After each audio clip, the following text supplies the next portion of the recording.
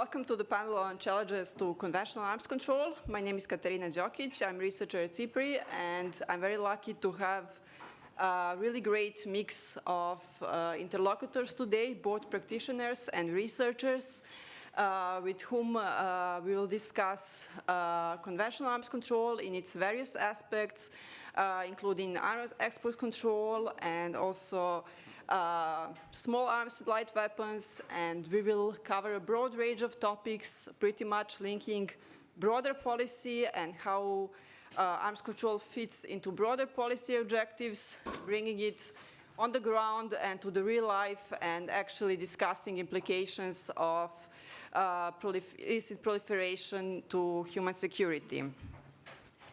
For that, here with me are today distinguished speakers, starting with, on my right-hand side, Mr. Michal Kaczmarz, who is chair of COARM, so sub-working party on conventional arms exports of the EU Council. And the next speaker will be Ambassador Carlos Mario Foradori, who is president of the 11th session of Conference of State Parties on Arms Trade Treaty. Followed by, on my far right side, Her Excellency Ambassador Maritza Chan Valverde, who is chair of UN conference to review the progress of the implementation of UNPOA, which is UN program of action to prevent, combat, and eradicate illicit trade in small arms and light weapons in all its aspects, also known as REVCON 4, and I imagine this is one of rare occasions when it makes more sense to use abbreviations rather than the full names. Afterwards, we have Mr. Callum Watson, who is gender coordinator in organization Small Arms Survey, and finally, Dr. Carla Morena Alvarez Velasco, who is senior lecturer at School of Security and Defense at Institute of Higher National Studies in Quito. And without further ado, I would first ask Mr. Kaczmarz to tell us something about how conventional arms control fits into EU's broader policy framework. We are witnessing really rapidly evolving security policy by European Union, especially in terms of global ambitions. We have already had the integrated approach to security and crisis management for several years, so I was wondering what's the place of conventional arms control in the integrated approach, and especially now that the EU is also emerging as a provider of military assistance through European Peace Facility, which safeguards have been taken to prevent diversion or misuse of the provided equipment, and where do you see maybe room for potential improvement? Thank you so much, Katarina. Very valid questions indeed. Good morning. Thank you for inviting me to speak in this panel. Let me begin by shortly saying I really want to be short what the EU does actually at present in conventional arms control. We have three categories of tools. The first one, just to remind member states, have obligation to make their national arms exports more coherent and centered around certain values and objectives, which also includes prevention of diversion and proliferation. And it is the EU common position on arms exports and standing cooperation in my working party, COARM, built around the implementation of this common position. Second, the EU is extensively funding projects focused on fighting diversion and on control, in particular, of small arms and light weapons in third countries. And we have 9 long-term projects currently in force in Eastern and Southeastern Europe, implemented by OEC and UNDP CISAC, in Latin America by OAS, in Middle East and North Africa by League of Arab States, then 2 global ones by UNODA, which are in support of the UN Programme of Action on SALF and on CCW. And last but not least, the one truly global one on iTrace, which you probably know. So the total value of projects in force now is about 37 million euro.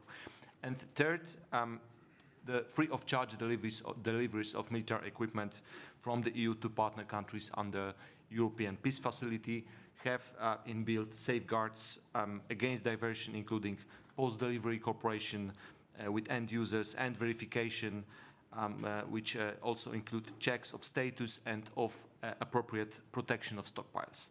So this is being performed by European External Action Service and not by the states of origin. So it's also quite fresh dimension of EPF because it applies mainly to lethal equipment covered by assistance measures only from 2022 when Russia invaded Ukraine. So speaking of the EU support to Ukraine, it is remarkable not only because of its size, but also in terms of flanking measures to prevent diversion. It's a large-scale exercise, also due to political and security importance for the EU, and potentially also a grave danger that diversion of such equipment to terrorists or to organized crime can pose to the security of the EU as the main neighbor of Ukraine. To prevent this, together with many like-minded countries, we prepare Ukrainian authorities, law enforcement services by training, by deliveries of equipment, by support for internal coordination and info sharing, by help in drafting relevant legislation, by work towards having a full picture of equipment status in the Ukrainian army, and so on. Let me stay general because we are trying to keep low profile on that. So it's also important to counter the related Russian disinformation intended to discourage the military support to Ukraine. So you can see that all these three dimensions taken together is much, also when compared to the size of similar engagement of other actors across the globe in control of conventional arms proliferation. But there are indeed fields to improve. The EU is really a big player in arms exports. The EU member states combined have had recently about 25% share in global arms market. So one might want to ask how it translates into building international peace and security. So now we need to keep in mind that not only disarmament but also smart and conscious armaments can be beneficial, can be conducive to international peace or even internal stability of states. They actually could actually bring violent conflicts to end with minimal losses when compared to human and economic cost of keeping such conflicts open. Of course, I imagine that we can support only military solution by a party which can end in line with the EU values. Armaments also prevent conflicts when coupled with non-aggressive intentions. We all remember that Cold War never went hot between Russia and NATO in Europe because NATO did not want the war and was always so strong that the Soviet Union could not afford the war. Today, Russia is again trying to convince the Europeans that lack of armaments by the collective West, or at least local imbalance of armaments in favor of Russia, will serve peace. I think the history shows otherwise, actually. But back to the EU. At this slide, I think the EU is lacking something, and I'm speaking now in my personal capacity. I also can see some quorum delegates in the room, which is good. The EU has a set of common position criteria which are negative directives, which means we're not to export, including the need to prevent violations of human rights, IHL or internationally recognized borders, etc. But the EU has no positive policy of arms exports, with the exception of EPF, of course, which would say where member states should export. Such trade is, or I should say, shall be convergent, but it's not per se an element of common foreign and security policy, and it's not included in the usual EU course of action when addressing international security where the EU decides to do it. So we have, of course, notable exception of individual political restrictions by EU Council, such as on Egypt from 2013, such as on Turkey from 2019, or a legacy arms embargo on China from 1989, or a few classical EU arms embargoes. But my point is that there have been no cases, again, with the exception of EPF, where the EU could say how to perform arms exports by member states. Again, combined, it's 25% of global arms trade. to some particular country or region so that they would support EU security policy interests. Therefore, even though EU arms exports are partially regulated at the EU level, they're in principle not coordinated, which is to some extent understandable also given that some EU member states compete in international arms markets. But I think there is much space for work here, and in terms of employing directed arms trade to shape, for example, EU security and defense partnerships with third states, or by developing political strategies for countries and regions working in synergies with all the toolbox of common security and defense policy, like missions and operations, etc. For now, member states see arms exports as their sovereign prerogative, and I don't think there's a significant appetite among member states to change that, and this is unlikely to change in the upcoming review of the common position due in the end of this year. A couple of words to finish with about transparency. Member states individually are in principle transparent. They publish their own national data. There's also the public EU annual report on arms exports, the only collective one of this kind worldwide, as far as I know. Under EPF, in most cases, we should be transparent, and we are, and it's also covered in the EU annual report. At the same time, sometimes transparency means danger. Well, for example, the EU supports Ukraine. We can understand concerns of some member states which don't want to reveal both how much arms they gave from their own precious strategic reserves or how much Ukraine received, and it's ready to commit to combat. And that's why in the EU it was left for individual discretion of member states, and we explain it as such also in the ATT framework. I can imagine that member states will be able to report retroactively when time comes in the future. By the way, I think there is still some space to improve on EU transparency. In general, both in reporting the value of actual exports and perhaps also to start reporting in a comprehensive way to combine data available either officially or unofficially elsewhere. I mean, I have to mention here the excellent CIPRI reporting of arms trade worldwide. So I strongly believe that the reporting on actual exports is still not yet there, mainly because of administrative obstacles in some member states, and not because of the lack of the political will. So to end with, really, I have painted a picture of quite extensive list of things to do for the EU. But let me end on a more positive note, more globally. I believe that conventional arms control, and especially countering diversion to non-state actors, including organized crime and terrorists, is a domain where state actors worldwide have much more shared interest than anywhere else in the global non-proliferation and disarmament. And I think it could be seen in a final document of the REFCON of the UN POA on South in June this year. I personally think that Africa is a theater where such cooperation over other divisions should bring tangible results, but it's perhaps for a different conversation.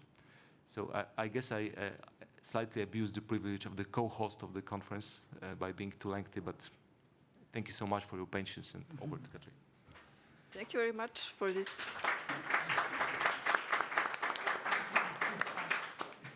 Yes, those were very interesting points, and I'm sure we will come back to some of them in the Q&A session.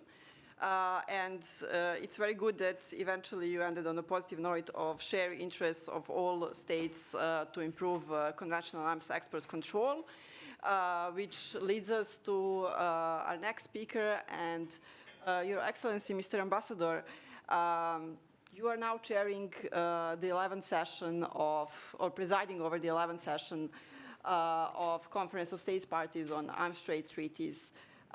Could you tell us about the main accomplishments of the 10th session and how you see the priorities for the 11th session? Well, good morning to everyone. First of all, I want to thank the EU Non-Proliferation and Disarmament Consortium for organizing this event. I think it was a really great event. I was attending some sessions, and there was really very interesting discussions about many issues regarding the disarmament and non-proliferation. Well, first of all, I would like to explain a little bit about the ATT. I assume that many of you are already very much aware of of how it works, but probably some of you don't. And the ATT is not driven by commercial concerns. This is very important to take into account because it does not prohibit or prevent the arms trade. It is driven mainly by humanitarian mission to prevent arms from fueling violence, from organized crime and human rights abuses, and to protect particularly the most vulnerable among us. And these goals have never been more relevant than is today in a world that is confronting with escalating conflicts, unprecedented challenges to global stability, global tensions, and obviously is facing obstacles, particularly because we all know that the multilateralism such is in a critical situation at the moment. And our mission is clear at the moment, is to ensure that the ATT remains an essential tool for peace, accountability, and human protection. But in order to really achieve this, it is very important the universal adherence to the treaty. We think that it's really indispensable at this moment. And that's why, for us, in every non-party state represent a gap in our ability to regulate and prevent the arms misuse.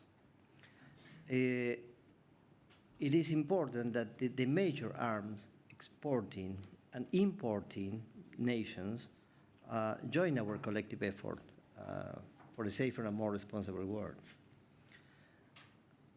So what happened during the first decade? In the first decade, the ATT was emphasizing particularly prioritizing practical steps to strengthen the treaty implementation and the accountability mechanisms.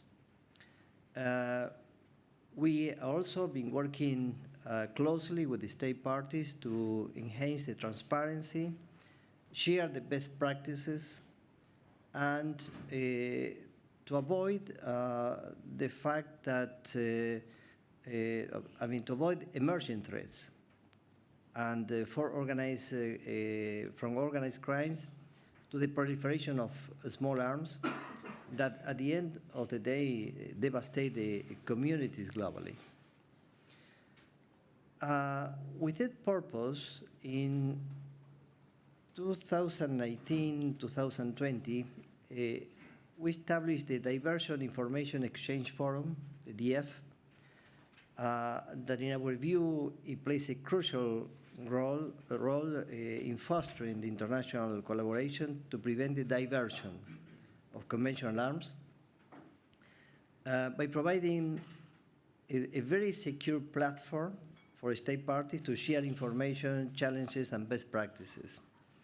And this exchange of insights allow members permits the identify and address the risks, establish effective controls, and implement preventive measures tailored to emerging threats. But this collective responsibility extends beyond the governments. It includes as well civil society, industry, academia, and regional organizations, which for us plays a critical role in promoting the ATT objectives. And also it is very important the unity and action.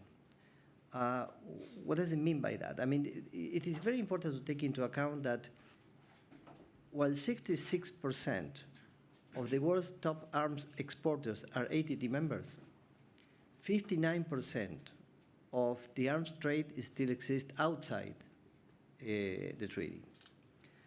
So similarly, while over half of the top arms imported are state parties, nearly 42% of global arms imports are conducted by non-member states. So that is why we are really very much concerned, and we are really think that one of the major missions it is related to the universalization of the ATT. And we think that the ATT is more than a regulatory mechanism because, I mean, we think that it's an instrument that guides us towards ethical responsibility in arms trade and a shared commitment to safeguard human dignity. We think that the ATT mechanism, in a way, is preventing violence and conflict, but also collaborated to restore the trust between nations. But it's another thing. We think that it is reaching a point. We have already 116 member states that ratified the agreement. Of course, there are like many other countries that should join the treaty. We're working on that. There are about 26 countries that signed the agreement but haven't ratified yet. We're analyzing case by case of each country and what happens, why they haven't ratified it. And as a matter of fact, recently we have a special session within the annual assembly of the Interparliamentarian Union, precisely to address to the parliamentarians who actually have a very important role in ratification of the respective countries of the treaty. Well, I have to tell you that just recently, like 3 weeks ago, Colombia ratified the agreement. And we, as I said, we are analyzing in every single case, I mean, what is the situation, why certain country hasn't ratified, haven't been signed the agreement, but they haven't ratified yet. I mean, what is the exact problem within the country? What is the process, the domestic process by which it hasn't been ratified yet? And sometimes happens that it's not a priority for a country. Sometimes happens that it's just, I mean, disinterest. Well, we are trying to encourage that because I think that it is extremely important. I'm going to give you an example. For example, in South America, there are only 3 countries that are not been so far ratified the agreement. One is Venezuela, Bolivia, and Ecuador. And look at what happened, one of them. Let's put it in the case of Ecuador. Well, Ecuador is now surrounded by bordering countries like Colombia, for example, and Brazil and Peru, who are members of the ATT. So what's going to happen? Imagine it's going to be like a black hole and a sanctuary for all this illegal arms trade, because I mean it's going to be the only country that is not member of the ATT. So I think, and we really believe in this domino effect, but that's why one of the major missions in our presidency is universalization. Because, I mean, we think that we can, obviously, we also working in implementation of the treaty and prevent the diversion and so on. But universalization is essential for us because it is another factor here. I mean, between 2019 and 2020, 7 countries in a couple of years, they actually joined the treaty and ratified the treaty. Among them, China and Canada, for example. Well, after that, in the last 4 years or so, only 4 countries actually ratified the agreement. So we have to focus on that. I think this is very important. Besides the fact that obviously the situation at the moment with all these global tensions and everything present a really challenge for us. But we are really to go ahead in any case, because I think, in a way, it's not because governments are nice, not because countries are really has such a humanitarian spirit that they really want to prevent problems and so on and so forth. No, I really think that they are the interest of the countries. the very solid and cold interest of the countries to be part of this treaty just to prevent the terrorism, prevent that these arms end up in the hands of international criminal organizations, for example. So it's the common benefit of the countries. It's not just because the countries are nice, but because it's the interest of the countries. That we are encouraging that. We are really working hard on that. First, in these 26 countries that haven't been, as I said, ratified the country, and find out why not. And obviously, in the case of Ecuador, it hasn't even signed the agreement. Well, to actually make a very, to make them conscious of the danger that that's implied. But one of the major, most important things is marketing. We're going to focus a lot in marketing, but not only marketing in the governments, in the academia, in the NGOs. No, marketing the people. I mean, in this case, for example, I mean, you have to reach out to people who are really must be conscious of the fact that, okay, my country is going to be like the only one in the region that hasn't ratified this important agreement that actually is going to bring about problems of violence of all kinds, domestic violence and give the opportunity to these international criminal organizations to use these arms that are not being controlled. Well, so this is mainly our major mission in this presidency, and we're going to put a lot of effort on that. We're doing that, and we're going to continue to do that. And thank you.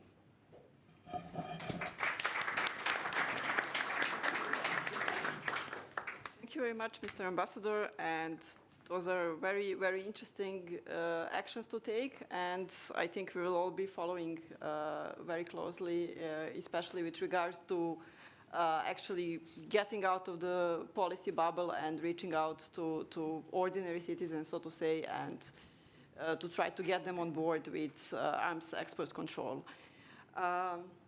Your Excellency, Madam Ambassador, we've heard some more pessimistic thoughts during this conference about the crisis of multilateralism, but also more optimistic about the need for the states to find common interests. In this regard, what has been your experience with the fourth UN conference to review UN Program of Action on Small Arms? Thank you. Thank you very much for inviting me to speak here today, and I'm very happy to report that we were successful in achieving an outcome document, a very robust outcome document at the end of REPCON 4. I entered the process with clear objectives, and every draft outcome document brought us closer to convergence till the point that we did achieve not only one of the most ambitious outcome documents that we have had in the 4th review cycles, but one that reflects the progress that and the momentum we had with BMS 7, BMS 8, and the adoption of the global framework for through-life ammunition management. So in terms of momentum, we had the right combination of factors. What makes a process successful? Process. Any negotiation that does not have a vision, a roadmap, and intentionally wants to make sure that certain issues are addressed will not be successful. So my first priority was to fulfill a promise that was on the table since 2011, and that was the establishment of the Open-Ended Technical Expert Group. And creating that political mass was crucial. So it was not a concern of the global north, but it's a concern of all of us. It was an extensive preparation process that is started late because I was appointed as chair in December 2023, and then I started doing consultations since February until the end of the conference. So for the next cycle, let's make sure that the chair is elected, the president is elected early in advance. So the premier objective was the open-ended technical expert group, and now the open-ended technical expert group will meet as part of the next BMS process.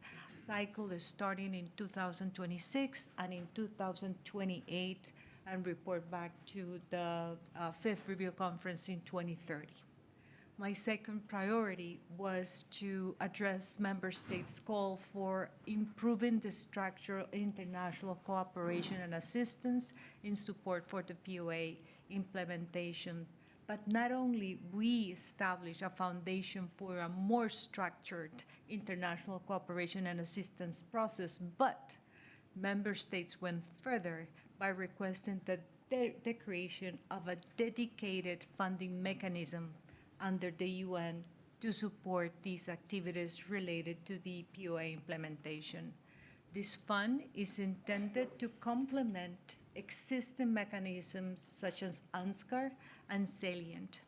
Another priority was ensuring that the REPCOM outcome document robustly addressed gender and youth dimensions of the illicit small arms trade and its far-reaching effects. And I think that Callum will address more in depth what the gender aspect of REPCOM 4. But let me start by saying that it is the first document ever to include gender-responsive actions, setting a high standard compared to other recent disarmament outcome documents. And it marks so many milestones. We recognize the risk of diversion at each stage of the life cycle and called for supply chain transparency and robust laws to control the production and transfer of small arms live weapons to prevent diversion. We maintain language recognizing that eradicating the illicit trade requires addressing gender norms and expectations for women and men in acquiring illicit arms, and engaging and involving men and boys, youth in mainstream and gender perspective, which is crucial. It also includes language on youth engagement, as well as support for victims and survivors. And I particularly fought to keep the reference to victims and survivors in the outcome document. Could we have done more? Of course, absolutely. However, you know that these negotiations are driven by consensus, and that often means that we get the lowest common denominator. But in hindsight, I can say that even though we had to compromise the outcome document that we had, it is robust, it's ambitious, and is setting new standards. One of the challenges that we faced was the insistence by some delegations to refer to the mandates or the political commitments as voluntary commitments. Out of the and that took us a lot of time and energy that we could have used for other substantive issues. But that's the nature of consensus building. It requires aiming high, knowing that compromise is often the final destination. We did lose some ground, particularly in the outcome document that previously emphasized the POA's value in controlling illicit trade in small arms and ammunition. We were unable to retain this paragraph, but we did agree to acknowledge the global framework on Convention through Life Ammunition Management, that those willing to do so can integrate the GFA into their POA implementation.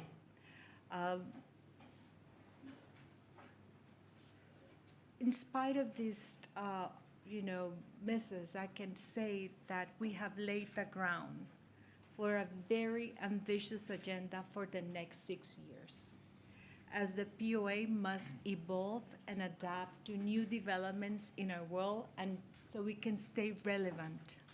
That includes a strong focus on diversion prevention and mitigation, mandates to the Secretariat to elaborate a structured procedure to facilitate international cooperation and assistance, the setup of a new funding mechanism, the elaboration of a technical study on recuperation of obligated marking, the first of its own, and planning for the meeting of the open-ended technical expert group in 2026 and 2028 to deliver agreed recommendations no later than 2030. So the next 6 years are relevant to all of us, and we'll need strong political, financial, and technical support to make sure that we win this battle. So, as I used to say during this process, we owe it to the thousands of people and victims that die every day due to armed violence.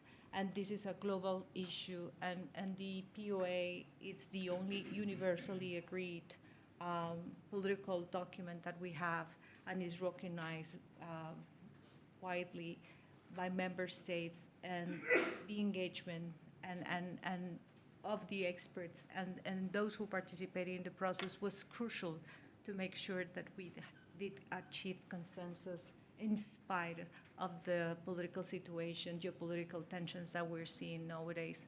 Thank you.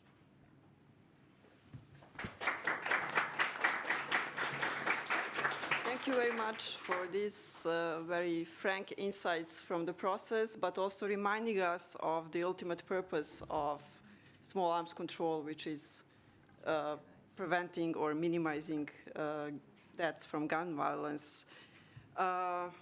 Mr. Watson, you have recently co-authored a paper recommending increased role of UNPOA and also ATT as fora for streamlining demand into arms control. And just to mention, some copies of that paper are also available in front of our room in case someone is interested. So from that perspective, especially because gender was one of the dimensions you particularly focused on, how do you view the most recent Conference of State Parties and also the results of RevCon 4? Thank you very much, Katerina, and it's a pleasure to be here with everyone. And first of all, also to have to thank the UN Non-Proliferation and Disarmament Consortium for supporting the research, which you'll see here and is available outside. So in answering that question, I think it might be interesting to give some initial insights into the civil society perspectives on the two processes that were mentioned, with the proviso that the Small Arms Survey itself, and that's where I'm speaking from today, doesn't have an opinion on whether legal firearms are inherently good or bad, but we do support the idea that policy making should be evidence-based and inclusive in order to achieve reductions in illicit trafficking and armed violence. I think if we look at the Conference on States Parties of the Arms Trade Treaty, I think one of the frustrations from the perspective of civil society was that even though the year 2022 had the highest number of conflict-related deaths since 1984, and that didn't seem to improve in 2023 or 2024, the discussions of the Arms Trade Treaty focus less on addressing this kind of issue, but more on procedural matters of the Arms Trade Treaty. On the other hand, as a gender coordinator, I have to say that there was some advancements. I think the first one being the idea of having gender focal points in the various working groups moving forward. And the second one was using the Arms Trade Treaty as a forum to discuss good practices at the national level for preventing gender-based violence. As the ambassador mentioned before, one of the challenges is that the Arms Trade Treaty focuses a lot on export risk assessments, and that focuses a lot on gender-based violence in conflict. But we know that when we're looking at overall numbers, we need to be concerned a bit more with the risk of firearms being used for domestic violence. So we need to support states on looking at good practices to prevent that from happening. If we move over to the review conference of the Arms Trade Treaty, of course, very happy that we got such an ambitious document. I think from the civil society perspective, there was quite a lot of frustration that a lot of states resist making references to complementary agendas, be that the Sustainable Development Goals, Women, Peace and Security, or Youth, Peace and Security, even though we know that these complementary agendas are what addresses the root causes of illicit trafficking and armed violence. Similarly, as Ambassador Chan mentioned, there's resistance to discussing complementarities with things like the Global Framework on Ammunition and the Arms Trade Treaty. And when it comes to implementation at the national level, of course, you have to implement the Programme of Action in line with these other frameworks. I think there was also a disappointment that while there was an effort to talk about the link between armed violence and climate change, this wasn't something that we got into the final document. But I will say that on a positive note, there were some attempts to roll back on the agreed gender language. I think we had Croatia at the forefront of pushing against this with the joint statements that had 46 and 61 signatories respectively. So that made it clear that gender wasn't going to be the bargaining chip in this process. And although there was some gender language that had to be compromised, I think that the gender language in particular brings us to some of the critical issues, which I'll now talk about related to what Katerina was saying. So if we go back to 1997, the Programme of Action was predated by a report of a panel of government experts, and they recognise that conflicts and instability that led to the mass proliferation of small arms and light weapons arose from a number of accumulated and complex political, commercial, socio-economic, ethnic, cultural and ideological factors that encompass both the supply of and the demand for small arms and light weapons. However, what we saw happening in the first, since then, is that the Programme of Action has been very focused on just looking at the supply side. And in fact, there was no reference to demand at all in our final document since 2010 until the fourth review conference, when we have Article 22 that mentions demand in the preamble. Now, obviously, as a gender coordinator, I find it quite strange that we focus only on the instrument, but we don't look at the emotions, the cultural factors that motivate the humans to engage in illicit trafficking. And as we did actually posit in the paper that we wrote along with my colleague Aline Shaban, perhaps the fact that gender has a human-centric focus meant that it could be a place where we could explore demand settings in more detail. And that's why I was very happy to see Article 125 that talks about the need to address gender roles, norms and expectations for women and men to acquire illicit arms as a way of combating arms-related gender-based violence and sexual violence and conflict-related sexual violence. The other benefit of looking at the demand side is that it opens the door to collaborating with other communities. So I was very happy to see this reference here to public health. The World Health Organization in the early days of the Programme of Action talked extensively about the need to look at demand side, because when you take a public health approach to small arms, of course, you need to look at prevention. So I think that's one of the benefits of having this approach. So if we look a little bit at what the rationale is for looking at the demand side, I think the first thing I want to highlight is if we look at global violent deaths around the world, even though a lot of the variation has to do with conflict, always the vast majority of violent deaths, including those committed by firearms, is through intentional homicide. So we're looking at individuals or groups that are motivated for some reason to commit violence against others. Of course, when we apply a gender perspective to this, we know that 91% of victims of intentional homicide are men, 9% are women, but also 90% of those committed, of all homicides are committed by men as well. So what this tells us is that there's some link between gender norms and the commission of armed violence. That might be, in some cases, for example, the fact that owning a firearm is somehow central to the identities men have in order to get respect from their peers. In other cases, it might be the social expectation that men are supposed to defend members of their family and other women. So for that reason, I think it's important that we look at this gender-related aspect. Not forgetting, however, that other forms of violence are often facilitated by a firearm. So high levels of firearms ownership can also be linked to things like sexual and domestic violence. And when we look at where firearms are in the world, I think it's also important to highlight that much as we look quite a lot at the use of armed violence by militaries, the vast majority of firearms are owned by civilians. So this was our study in 2017 that showed about 1 billion firearms in the world were circulating, and most of those are owned by civilians. Only 100,000 of those were registered. Now, when we look at the situation around the world, we see that the gender balance of intentional homicide victims varies quite a lot, as does, that's the blue and red in this graph, as does the use of firearms, which is the stripes in this graph. And while this graph might look quite depressing, what I'd like to highlight is that if we did this over time, we'd see these circles growing and shrinking. It's something that's constantly changing in response to our policy intervention. So if we look at the complexity of firearms-related violence, both from a supply side and a demand side, I think that's how we'll really get to grips in trying to reduce levels of armed violence overall.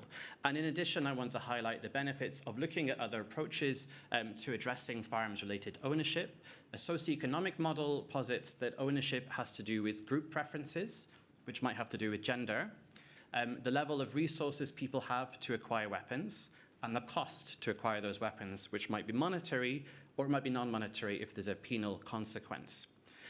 What we've noticed is that, for example, if you have a firearms buyback program, but you don't address group preferences, what you risk doing is giving resources to people motivated to acquire weapons to buy new ones.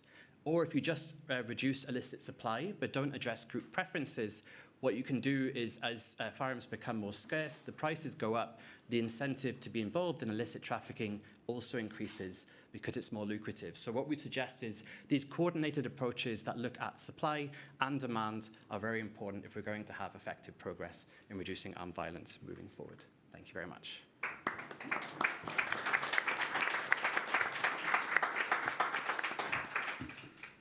Thank you very much for this somewhat new perspective on small arms and small arms ownership and the issues to address from the perspective of human behavior and especially gender norms.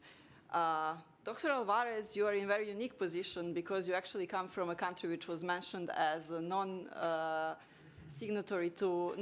to ATT, but you are not representing the government. You are actually from academia.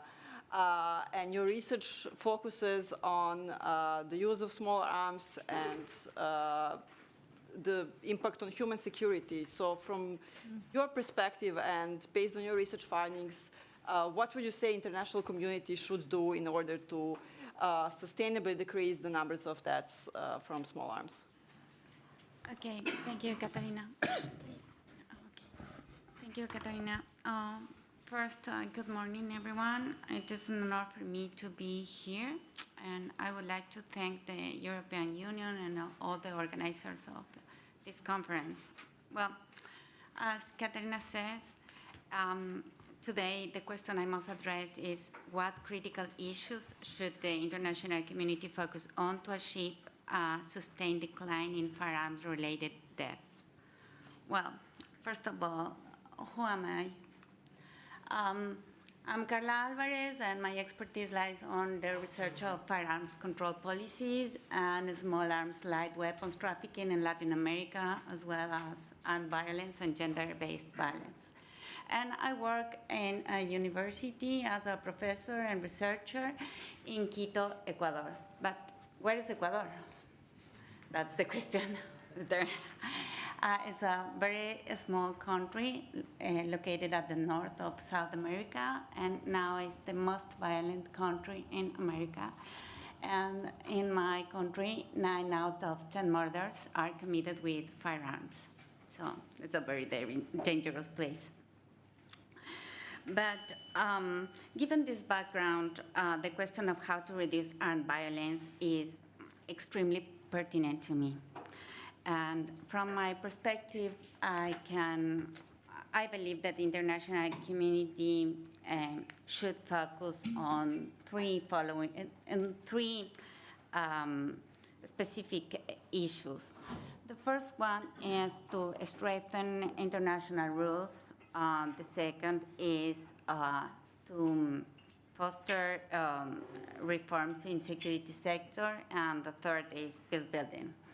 Well, As part of this recommendation, well, I have to say that there are multiple international norms that deal with firearms, as you know, but not all the states are committed with these norms, as in the case of arms trade treaty. And I say that it is important to motivate more countries to be part of the AT&T. As you know, in the map, all the countries that have a red dot are states that are not part of the AT&T, including Ecuador, as the ambassador mentioned already. And Ecuador and Venezuela are the most violent countries in the continent, so it is very, very important to motivate those countries to be part of and to join the AT&T. And additionally, it's important to motivate countries to effectively implement all the norms that are are in the international system. That it's a need to ensure the effective implementation of to regulate international arms transfer and to prevent diversion and the proliferation and negative impacts of small arms in societies. And well, my second recommendation is that international community should support the security sector reform. To start with the justice, it is necessary to strengthen the justice sector because justice should be better equipped to understand gun-related crimes. It is necessary enabling prosecutors to identify arms trafficking cases and judges to impose appropriate penalties on those of the people involved. And at the same time, we need to reforming or to fight against corruption in security sector institutions. This includes professionalizing the police and the military, improving accountability and fighting corruption in general. It is important to bring here an example from Ecuador because in my country between 2022 and 2023, the country experienced a series of brutal prison massacres that claimed the lives of around 600 people or 600 prisoners. These events shocked the world due to the brutality of the image that circulate in mass media. Some investigations revealed that prisoners had military-grade weapons and ammunition, which were used in those massacres. This clear case of arms diversion and corruption has not been fully investigated, and no sanctions have been imposed. So that's a clear case of the necessity of the security sector reform. Well, and my third recommendation is that international and regional cooperation have to work for peace building. And first, armed violence and armed trafficking are transnational issues requiring international and regional cooperation. So sharing information of the security forces and coordinated efforts are essential to tackle with these challenges. Additionally, we need to build stronger alliances between countries, especially in regions affected by conflict, and to establish a united front against violence or armed violence. And finally, it is very important to share a successful experience in conflict prevention, violence reduction, and peace building in violence-prone regions. The successful experience that the community should share must be related with disarmament campaigns, weapon buyback programs, even if they are not perfect we should share some good experience, and the promotion of a culture of peace and less violent masculinity, because they are very important to reduce demand. And here is a very important example of my country again, because sometimes government does not know how to reduce violence. I think this is the case of Ecuador, because the Ecuadorian government between 2007 and 2021 implemented severe regulations to reduce supply and demand in the arms market. And the main measures adopted were a ban on the manufacture of firearms, ban on imports, and a ban on carrying weapons, as well as the imposition of 300% tax on their commercialization. But with these measures and other measures complementary, the levels of violence and the use of weapons to commit crimes were reduced to a minimum. But in 2022, these rules began to be more flexible. It means that imports and also legal carrying of weapons were allowed. At the same time, penal reforms were made to increase penalties, and citizen security was militarized. As a result, in a short time, violence grew significantly until we became the most violent country on the American continent, as I already said. Finally, these areas of focus are interdependent and require a comprehensive approach by the international community. Effective collaboration between governments, international organizations, civil society, and the private sector has to cooperate to achieve a sustained decline in armed violence. So, thanks for your attention.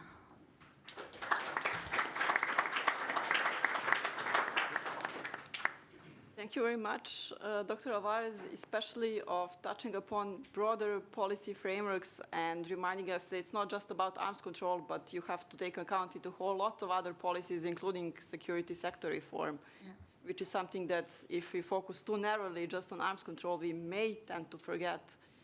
I have a good news and a bad news. The good news is I'm opening the floor for your questions. The bad news is we only have half an hour. But the good news is that, another good news is there is lunch afterwards. And I believe my distinguished speakers will not mind being asked additional questions maybe during the lunch break. Who will be the one to break? Okay, I already see one hand in the back. Thank you. My name is Antonio Mutis. I am from the TMC Institute in the Netherlands, working on the effects of negligent arms transfers in human rights. Thank you very much for this very interesting panel. I would like to prelude my question with 4 very swift facts. We know, and I expect we all know, that there is after conflicts, there's a huge surplus in guns and weapons that face a huge risk of diversion. We also currently know that the CSDDD, the Directive on Corporate Sustainable Due Diligence in Europe, does not include the security sector, and hence the arms corporations are not bound to follow this human rights standard. We also know that the life cycle of small arms vastly outlasts any conflict. And regrettably as well, the capacity of production of several companies also outlasts the conflict, which means that many of these corporations, after the Ukraine war, which we hope will be soon after, will still have a huge capacity of production of small arms. And these companies, of course, will want to keep their business and will look for other markets. We know, regrettably as well, that these other markets sometimes are in South America or in Africa. Just to provide a small example, 10% of crimes recovered in crime scenes in Guatemala were legally imported. This is diverted at some point, but legally imported from Italy. So we're facing that in the short and medium term, there will be a huge surplus of guns. And yet, the 5th of March of the present year, the European Commission issued the European Defense Industrial Strategy, which aims to boost and to reach hugely ambitious security objectives in Europe. I was wondering then if you have any opinion, especially on the European Defense Industrial Strategy, and what do you think if there is an internal incoherence in policy, or if human rights abroad are no longer a priority or an objective in the European Union? Thank you. Thank you very much for this question. I will suggest to take a couple of more questions before we return to the speakers. Mr. Haute-Couverture.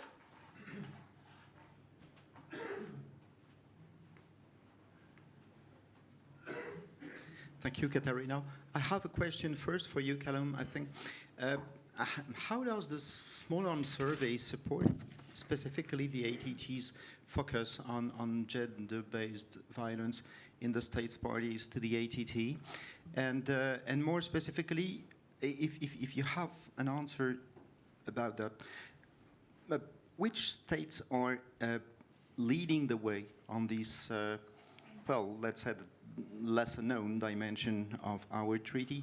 Several NGOs and implementing agencies would be eager to be able to draw on government expertise in this area, but it's not easy to identify. I know that the Canadians and the Irish, of course, were at the forefront of these for some times, but maybe others. And this is, of course, a question for you also, Carla, and maybe Marita, if you have some insights on those countries pushing on this way. And of course, small arms survey. Thank you very much.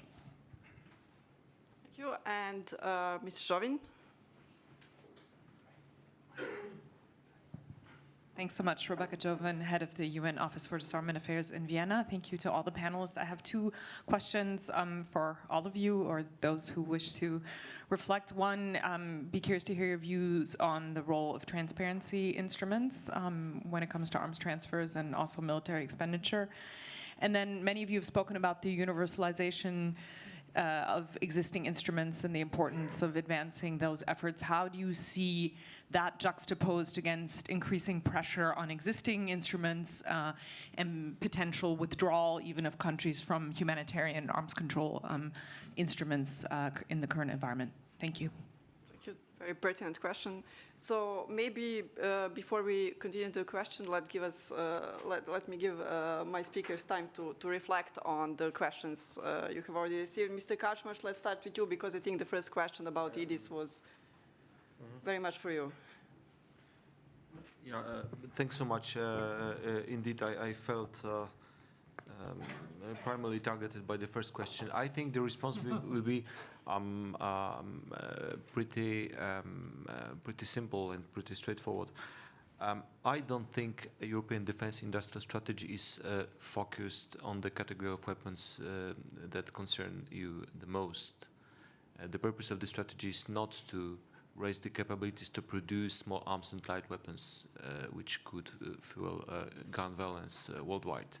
The focus of the strategy is to raise capabilities on high-end, very costly, very time-consuming projects, which also respond to the demands of the European military, to the lack of capabilities of European military, and also to the needs of our Ukrainian candidate country and neighbor. I don't think in any of these considerations small arms and light weapons play a very significant role, actually. But what about major conventional arms? Sorry? What about major conventional arms? Oh, yes, this is the focus, but this this would not translate to any surplus production capacities which could negatively impact the situation about gun violence worldwide. So I wouldn't see it as a directly related topics. The surplus in conventional production capacities, I would say also due to different sources of the different legal frameworks regarding export of military firearms and civilian firearms. does not directly result in a push for exports of these. Yeah, so I guess this would address the first question. Thank you. To follow the same order, Mr. Ambassador, your reflections on maybe questions 2 and 3? Excuse me, to reflections on? On the questions maybe 2, and especially on the question regarding transparency instrument, if you have any. Well, yeah, I mean, we're talking about transparency and universalization. I think that is very important because we work in the case of the ATT, in transparency. It's one of the pillars of the ATT. We have, following the track of every single member state, that actually meet the requirements of the treaty, because they actually took the responsibility to do so. In general, I would say that governments are very responsible on that, but when they are not, we call the attention, and we are trying to encourage to go back on track in order to fulfill with all these provisions of the treaty. And in terms of the universalization, I think that we are going in the right track. And one thing that I want to point it out regarding the Ecuador, now that I have the opportunity to address that, is that the good news is that in my contact with authorities of Ecuador, they were very receptive to join the ATT. And I really think that it is extremely important to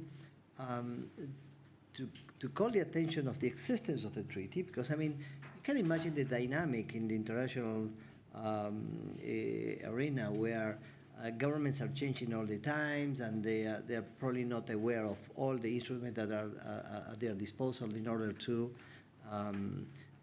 get a better, a more efficient combat to, in this case, illicit trade, arms trades, and so on. So I think that you cannot blame governments. I think that sometimes you must blame the organization, because it's not taking the responsibility to actually call the attention to different countries to make sure that they are actually very much aware of the fact of this instrument, for example.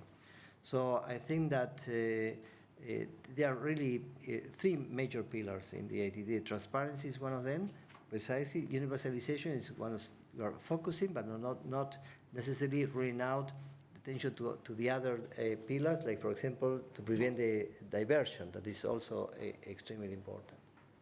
Thank you. Madam Ambassador, you were also specifically called out. Yes, but could you repeat the question to me? So there were 2 questions. One on the role of transparency instruments writ large when it comes to military expenditure, arms transfers, and the second one was about the kind of, obviously the hope for continued universalization of relevant instruments juxtaposed against what we perceive as increased pressure by states on the regime as a whole, including movement towards exiting certain treaties, including humanitarian arms control treaties, and how you see that tension playing out in the near term in the current environment. Okay.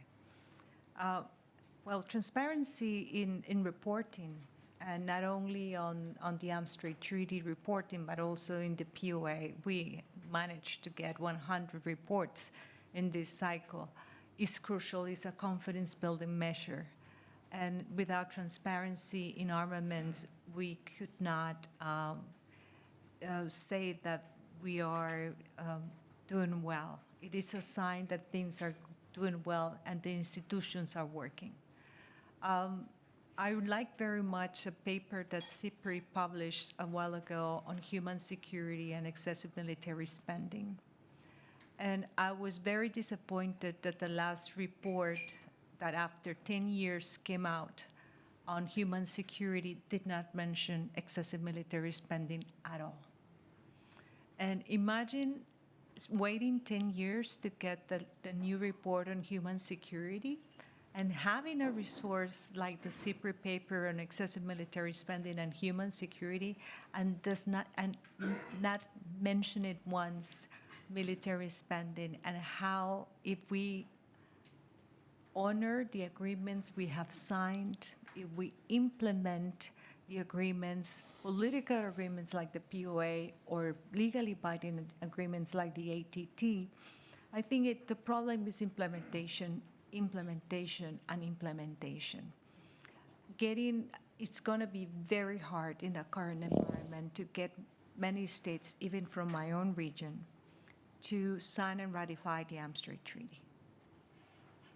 But the crux of the matter is that the more weapons the world produces, the harder it is to control them in a responsible manner. And that goes to the question that our colleague made at the beginning. And that had an impact in the negotiations of the REPCON 4 outcome document. Because of the situations that we have in the world today, there were a group of states that refused to have mentions to international humanitarian law or international human rights law in the outcome document because they believed that there was a double standard from the West in wanting to include these two references in the outcome document, but not lived to what was written and continued to do arms transfer into conflict zones. And that goes against Articles 6 and 7 of the Arms Trade Treaty.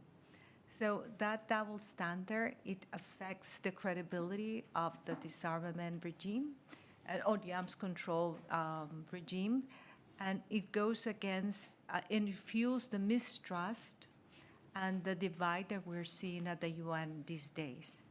We do need to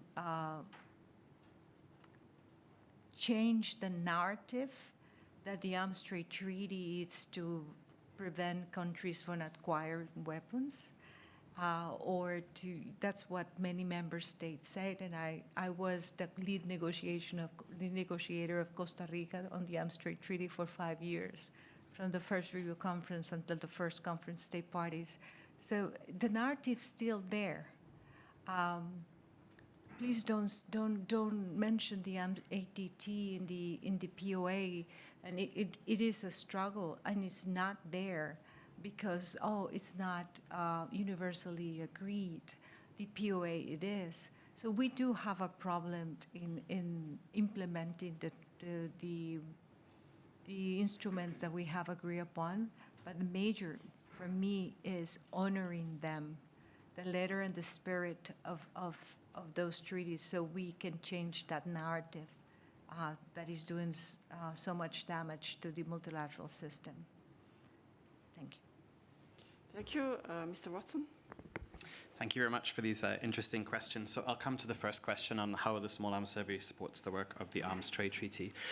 So I think the first area, if we think about the Arms Trade Treaty, Article 7.4 obliges states to conduct risk assessments looking at the risk of the export being used to facilitate or commit gender-based violence and violence against women and children. So what we can do as the survey is provide access to the global data we have. In some cases, we can show where these states can get this data. What I find most interesting, however, is that I think while there's a lot of discussion about conflict-related sexual violence and violence that happens during conflict settings, I think we've also been able to highlight that states need to look at some other forms of gender-based violence. So one of them is to look at the risk of the firearms being used to commit domestic violence, and that's why I think it's important that the ATT is used as a platform for how states can share good practices on preventing this at the national level through regulatory frameworks. Another one I'm particularly interested in related to domestic violence is the use of service weapons provided both to security actors and also to private security actors to commit acts of sexual exploitation and abuse and or domestic violence. I think this is something that's often not talked about, and it is important that we avoid these kinds of abuses, not just those that take place in conflict. Then it comes to looking at gender responsive policies. What do they look like? What should states be looking at in the importing states they work in? And here we try and bring good practices practices from other countries, so those can be shared. So we've got some good practices from Argentina and how they addressed some of the topics I've talked about before. The third area we do look at, which we haven't talked about too much today, is the ATT has to be an exemplary instrument. So if we can't really talk about gender and have credibility if we don't look at women's meaningful participation in the Arms Trade Treaty. So we're also looking at further efforts to support both female delegates, but also to ensure that women and diverse groups from civil society organizations are involved in the policy making. In terms of states that are interested, I mean, obviously there are states with feminist foreign policies. You've got places like Canada and Germany. Ireland's always been an active state in this regard. I think though, and I think Ambassador Chan's work speaks to this, if you want to have an effective impact in the Arms Trade Treaty, it takes a lot of hard work, and often you've got to find individuals who are personally motivated, given that the disarmament and arms control calendar is so packed that they carve out some time to really push the gender-related aspects. So in that regard, I have to say that Latin American countries such as Mexico and Panama have been vital in doing this, and Costa Rica in New York. So those are the countries we've been working with, and then other countries in the EU, Japan, UK will often come in and support where they can. Just quickly to touch on some of the points Rebecca raised, I think the first one on transparency that we shouldn't overlook is that if we believe, as Carla talked about, in the importance of security sector reform, a key element of that, of security sector governance, is external oversight. So if we believe in the importance of democratic processes when it comes to the arms trade, both on the part of exporting countries, but also on decisions to import, it's important that civil society and parliamentarians have access to data and what's actually happening in order to hold their governments to account. So as the survey, we don't have a position on what's good or bad, but we do have a position that countries, that those citizens in those states have a right to assess what's going on. The second thing I'll say is that whereas the Arms Trade Treaty is not a forum to discuss individual cases of armed violence, we're looking at how other areas such as the Human Rights Council Universal Periodic Review process are. So in order for people to make recommendations on how to reduce both the impact of arms exports and to mitigate the risks of arms imports being used to violate human rights, there needs to be access to information on where these arms are coming from, what is being imported, and for what reasons. And finally, then, on the point on universalization, I think it really is important that we streamline implementation between these different instruments. We need to reduce the burden on states. So that's the problem with this resistance to looking at linkages between things like the Global Framework on Ammunition and the Programme of Action, when these things have to be put together. And I think we also really do need to make the case for states that these instruments benefit them. So we're looking at this as a future research topic, but we do have some nascent research that might demonstrate that perhaps membership of the Firearms Protocol reduces suicide domestically. Now, that's something that we'd like to look at, whether that's really the case, but we have some indications that it might be, and does it reduce armed violence? So I think we really do need to make the case that being a member of these instruments benefits the country, so we need to kind of build the data set on that topic. Thank you. Dr. Alvarez? Yeah, I will refer to transparency too, and I can say that transparency is very necessary, thinking in a country like mine, Ecuador.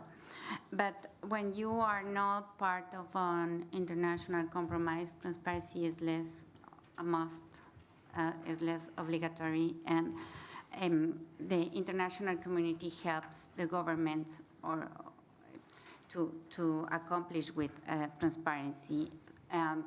But it is very difficult for some for countries like Ecuador, because we have a very in political instability. So the compromises are not really serious, because you are always waiting for the change of the next government. So we are in a very difficult situation, but I think that we need to compromise, we need to compromise with the international instruments or mechanisms to be more transparent, because we can put all the institutions to work for transparency and to be more transparent, because we don't have transparency now, and that's why we are in the so violent situation that we live now. Thank you. We have time for a couple more questions. Yes, I see one hand in the back, and then later to... Yes, I would just suggest, yeah, to come back to that in the end so that we have more time for questions from the audience. Thank you. So, yes. Hello, thank you. My name is Eva Romanowska, and I'm a young mentee in the Young Women in Non-Proliferation program, and also a law student in European law at Leiden University. And thank you for your insightful thoughts on different topics, both on the EU and international level. My question relates to the positive obligations which have been mentioned, and as well as the lack of treaty implementation. Perhaps in that standstill that we find ourselves in, is it feasible to rely on some other instruments, such as the UNGP's, United Nations Guiding Principles on Business and Human Rights, and put these positive obligations on companies? How do you assess that possibility, both on an EU level and international level? Thank you. Thank you. Yes, first, okay, I see 3 hands now, and I think we will make it. So first, the gentleman next to the picture.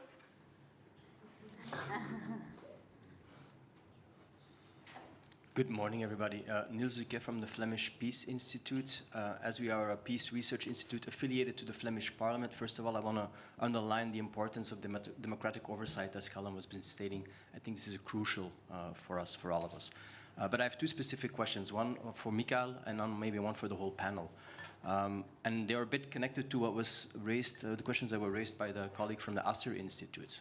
So I fully understand that what we are seeing now is a lot of spending and a lot of financial means which are made available for developing new weapon systems in Europe. And I fully agree that these are high-end systems. They're tailored for the European armed forces. But we also know that once they will be developed, the arms industry, of course, will not limit themselves to selling them to European customers, but will, of course, be looking for export outside of Europe. And this is, of course, a very important question because, as you mentioned earlier, the national member states are still considering it as their sovereign competence, but at the same time, the common position also has the aim of harmonizing these policies as much as possible. And now we're getting into a situation where we can see very clear differences in position towards, for example, customers in the Middle East, where these high-end weapon systems might be destined for in the near future. So how are you, within the whole review of the common position, taking into account these positions? And also, again, what we're seeing now is that the bigger countries are bilaterally making agreements on export and export controls to a certain extent. How about the smaller countries who are delivering the components, for example, who might also have specific policies which are not always the same as the integrator of the weapons system? That was my very specific question for you, Mikael, but maybe then one for the whole panel. South America and Central America has huge problems with gun violence. And we know a lot of these weapons that are being used there are European-made, European manufactured. And on the one hand, you have the direct legal transfers to South American countries and diversion that takes place there. But I think it's also important to address the elephant in the room. A lot of these weapons are actually legally exported to the US. They are diverted there and then trafficked southwards. So what are we going to do about that specific problem? Thank you. Thank you. We had a question in the middle.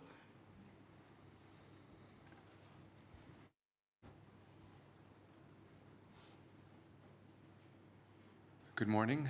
Thank you very much to the panelists for these interesting interventions. My name is Stelios Zachariou. I'm from the Greek Perm Rep here in Brussels. My questions are very specific and very short, and because I want to hear the answers to the questions just addressed. So my first question is to Ambassador Chan. You mentioned about ammunition, and this was an issue from the outset with the POA. So I just wanted to get some feedback from your recent experience with regards to the Conventional Ammunition Management Global Framework synergies and the initiative that's been taken up the last few years within the UN context, and how that can work, if it can work within the POA down the line. If you think that there's a prospect of creating some sort of alliance within these forums in order to promote, if you want, this process. And to Ambassador Foradori from Argentina, what is your collaborative experience with China in terms of the ATT? Because everybody was quite surprised when China joined the ATT a few years back, and we didn't anticipate this development. So I would like to hear from your perspective if you think China constitutes a positive interlocutor in this process, and to what extent it can help the ATT instigate momentum in going forward. Thank you very much. And one final question. Okay, who wants to leave their question for lunch? Okay, then, yeah. Professor Mario Rocca, University of Genova, and member of the Union of Scientists for Disarmament of Italy. I was quite disappointed by the response by Mr. Kartsmart about the problem of the weapons which are sent to Ukraine, because there have been lots of reports in the newspapers about the fact that there is no tracking of them once they are delivered. And so I just want to know whether something has changed. These reports are about 1 year ago, and then some silence has come to the press. But I think the problem remains, and I want to understand whether the European Union is doing something. And I think we have time for one more question. Hi, I'm Bianca Voikan. I'm a current mentee and a recent graduate from King's College London. My question is case-specific. The seizures of US and NATO-provided military equipment by the Taliban in 2021 probably constitutes one of the most significant large-scale diversions of military equipment in recent history. The looting of such weaponry is thought to have been a significant factor in the Taliban's ability to overthrow the government. What do you reckon were the logistical and oversight failures that contributed to such a large-scale diversion of military assets? And are there any broader implications for arm transfer controls within international defense partnerships? Thank you. Okay, we have a set of very pertinent questions, and I will give my interlocutors task to address them all in 2 minutes per person. Starting with Mr. Kaczmarz. Okay, maybe first to address the question of Niels about possible differences of positions of member states who contribute to joint defense projects, and then also the role of smaller states which produce components. I can only speculate about the solutions proposed in the review of the composition, because they are still not yet agreed. But as far as I know, the future solution will be not designed to overrule the will of the producers of the components. So there will be also a possibility for each member of the consortium to say, or to a group of member states who jointly produce the equipment, to say no of components on which it wants to say no. I can imagine that there will be conflicting considerations. On the one hand, we will have the easiness of participation, or easiness of gaining access of own produced components to international market, and on the other hand, there will be a risk of a political backlash when it comes to the daylight that member state producing components does not have a say over final exports of this component. So I guess this danger is not there, and member states are quite conscious about these consequences. To address the question about the tracking of the equipment sent to Ukraine, actually, I did not see any reports having solid data or providing solid data that there are significant numbers of equipment missing from the inventories. It is true that the system of tracking of the equipment is, progressing on the coverage of the data, but the progress is very steady. We see very high commitment of Ukrainian military to track their equipment, and actually I would say the only issues we have is just to put together various sources of data we have due to large number of equipment covered. So I wouldn't say that by now there would be any solid evidence of significant numbers of equipment missing from the inventories. And I guess in the coming months there could be much more known publicly about these statistics. Of course, there have been many Russian fake news about Western equipment delivered to Ukraine popping up here and there, sometimes as far as Mexico or in Gaza, in hands of terrorists from Hamas, but these all have been fake news. There are no evidence whatsoever for any systemic, to say, or even non-systemic, but involving more or any significant numbers of equipment being trafficked out of Ukraine. That's as much as I can share right now. Thank you. Mr. Ambassador? Thank you. Regarding the China participation, I think it's very important. It was extremely important. The good news in 2019 when China joined the treaty.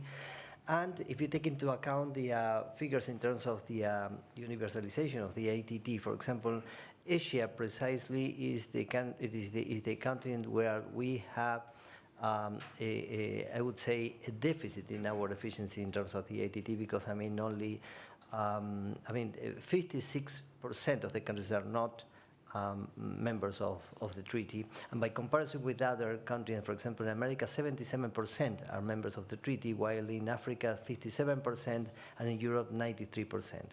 So I think that the fact that China is part of, is member of the treaty is going to encourage other countries in Asia and Southeast Asia to join the treaty, and it's very important to consider this combination between the universalization with implementation. Because, for example, if it's a country that is member of the ATT, and there's another one that is not member, one of the virtues of the treaty is that you can actually verify the export with imports.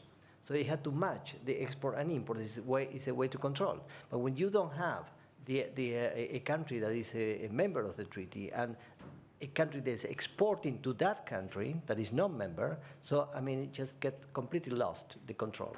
So that's why the universalization is so important, and particularly within a specific region. Because the bordering countries are really essential in terms of having this exchange of the traffic of weapons. So that's why I think it's very important. And one thing that I want to point out, it been just mentioned the UPR, of the Human Rights Council. Well, I tell you, as we speak now, in Geneva is taking place the UPR on Nicaragua. I tell you one thing, I was Vice President of the Human Rights Council and served for no purpose. Unfortunately, I can tell you that we are making a lot of recommendations in this case of Nicaragua. They actually are serious violators of human rights, but there are hundreds of recommendations, but unfortunately, they are not following any recommendation. So that's why I think we have to be realistic. We can, have a beautiful rhetoric about the human rights and so on and so forth, but what's the effect that it has? So we may have all the information that you want, and we can have all the transparency in terms of knowing what happens and what doesn't happen. There's not enforcement. And since it's not enforcement, no sanctions, so then really, unfortunately, there are certain states that really don't pay attention, and they don't even care what the international community may think about that. So that's why I'm saying that we have to be sometimes, realistic in terms of what is the approach. And that's why I said at the very beginning that it is really very important to take into account that many decisions have been taken by governments, not taken because they are nice or because they are good or because even they care about the human rights, but because they are own interest. Thank you. Thank you, Madam Ambassador. Yes, that was a great question. There are two schools of thought at the UN after the adoption of the global framework on through-life ammunition management. There is a group of states that believe that because we have the global framework, there's no need to mention ammunition on the POA. There's a second group of states that still believe that ammunition belongs in the POA. But how do you balance these two groups was an art.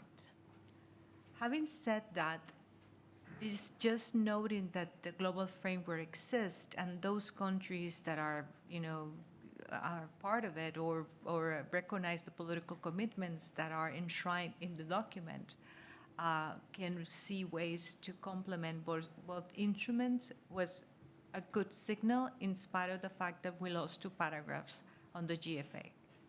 Nevertheless, if you really look at the letter of the outcome document, you will see tons of indirect references to the Global Ammunition Framework, because I was the vice chair of the open-ended group on conventional ammunition. So we managed to include a lot of references to the global framework within the POA. So that's something that is, not widely, many delegations realized that we were doing that, and yet we were able to push the 2 documents together, even though there's not a specific reference to ammunition. And that took us to the last minute to almost a vote when the U.S. wanted to delete the reference to ammunitions that we had, and Ghana was ready to include 3 back. So ammunition, and that reflects these 2 schools.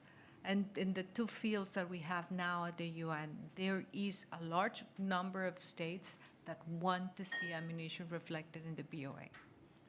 And having said that, I want to finish saying that we must never forget that 23 years ago, we adopted the Firearms Protocol, the UN POA, and the first report by the SG on prevention of civilians, the prevention of armed conflict, protection of civilians were issued. And we forget that report on prevention of civilians. And those happen at the same time. So let's bring civilians back into the conversation, and that is crucial to remind that it's not only about arms transfers, it's about people. Thank you. Mr. Watson?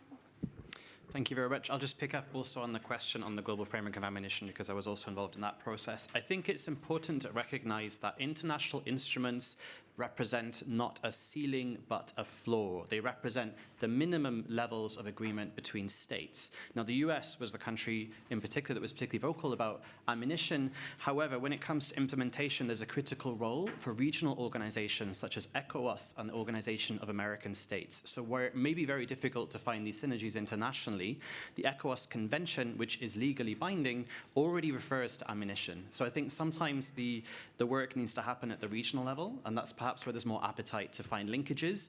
And in a way, actually, that's where it makes the most sense, because the people who've actually got to implement these instruments are more likely to see those linkages. So I want to highlight the role of regional instruments. And then just very quickly on the question about the importance of the UN guiding principles on business and human rights. So states have made it very clear that they alone bear the sovereign responsibility to manage the arms trade. So working with these other mechanisms doesn't mean that we let states off the hook, that they're ultimately accountable. That being said, I think it is important to work with business, and I think particularly one area, again, bringing in the demand side, is to look at responsible advertising.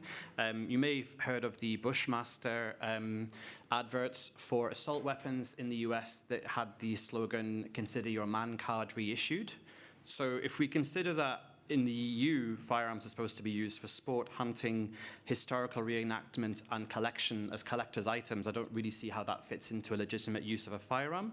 And part of the Mexican case against the US also looks at business practices of advertising to cartels in Mexico. So I think there's a role for business to be held accountable, but we have to understand that states bear the ultimate responsibility. Thank you. And Dr. Alvarez? No, it's okay. Okay. Thank you very much. So first of all, to all the speakers, and then also to all of you who contribute to discussions with all of your questions. And I know we could go on for at least another hour, but biological needs are also to be acknowledged. So on that note, I'll ask you to join me in a round of applause.